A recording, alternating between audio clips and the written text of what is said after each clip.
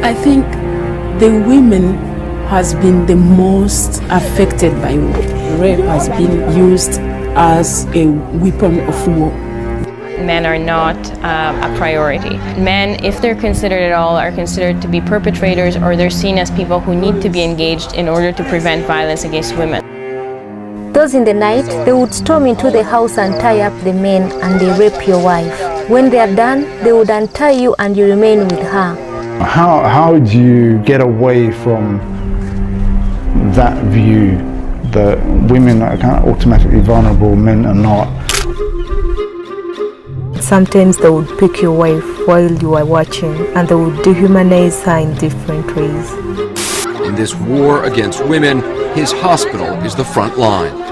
A war against women. So they say to us that we are going to show you that you are women, that you are not men like us.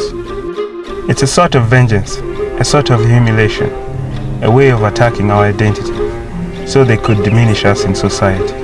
Humiliation is quite a key issue. How do you humiliate and prove that those who are out, that they should be out?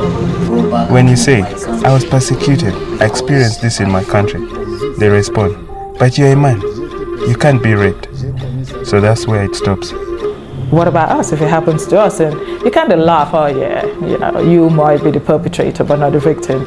How can a man admit before a counselor that he was sexually violated? It's very difficult. It takes a lot of courage, it takes patience, it takes time. In my culture, what they say, it's like he is a he, she. You've ever heard some people say, so and so is a man just because he puts on a trouser. That means he has failed to play his role as a man. A good husband makes sure he provides you with a livelihood that can be able to sustain the home. Many cannot do that. Only a few can. Because of no money, they resort to drinking alcohol.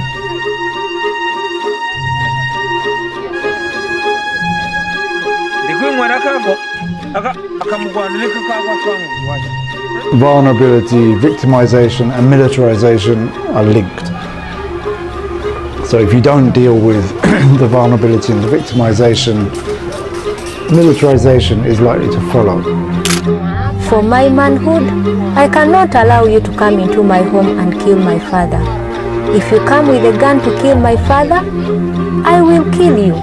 It is very important that we begin engaging men to talk more about what happened to them from their own perspective.